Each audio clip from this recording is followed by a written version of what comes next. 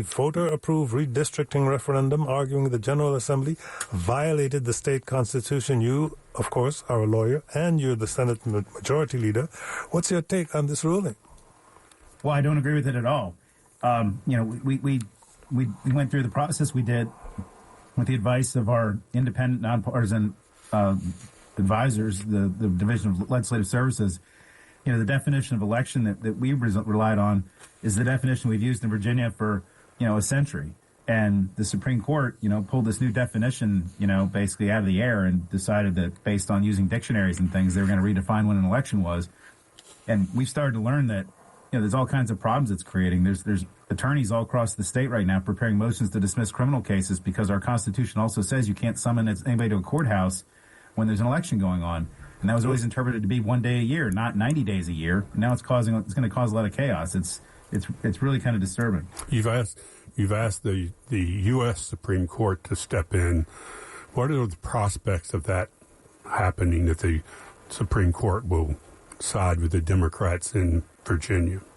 Yeah, well, as Chief Justice Cleo Powell of our Supreme Court pointed out, this new interpretation of when an election is in Virginia conflicts with the federal Constitution and federal law, which is what creates federal jurisdiction for the U.S. Supreme Court to look at it. And the Supreme Court has looked at state constitution interpretations like this, like they did in North Carolina a few years ago in 2023.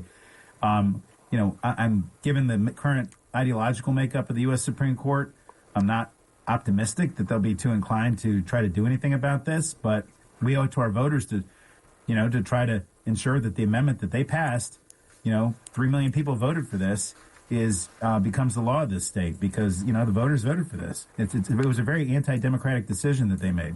National Democrats reportedly pushed Virginia Democratic leaders like yourself to replace the entire state Supreme Court in hopes of reinstating the redrawn maps. What conversations have you been having about that, if any? Yeah, that was first posted on a blog last weekend by somebody, and it's a theoretically possible thing to do, but there's a couple problems with it that most people don't realize. Number one, it takes like weeks to change the law. I just can't call 140 people back into session on 24 hours notice. Under our Constitution, you have to read a bill for 5 days through both chambers before you can pass it, and then you have to go to the governor. She has to sign it. It's not law until July 1. You have to get an emergency clause on it.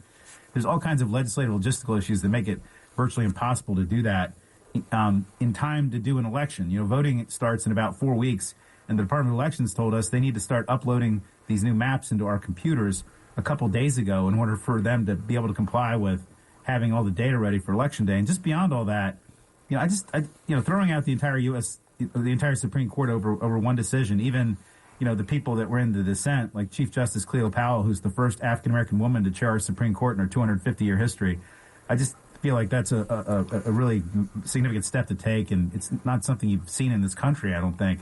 And I understand we're in extreme times, but I think a lot of us just feel like that's a little bit too far to go. It does feel like people are lashing out in various directions. When is it expected that the U.S. Supreme Court will take any action, if any? Well, the GOP brief was due yesterday, so now the matter's been fully briefed for emergency action, on the shadow docket.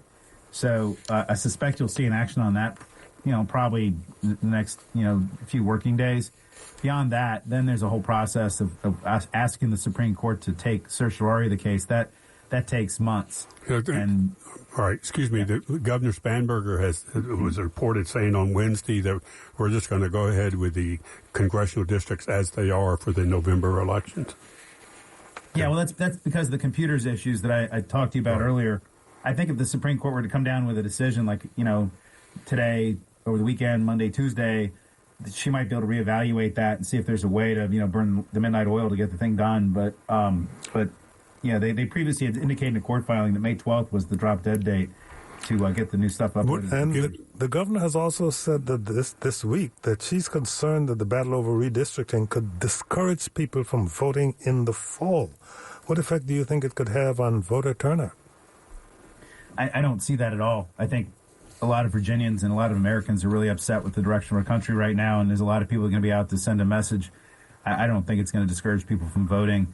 The only thing discouraging people from voting is, President Trump, getting us into these crazy, illegal, unauthorized wars and, terrifying our economy into recession. So I think that's going to motivate people plenty.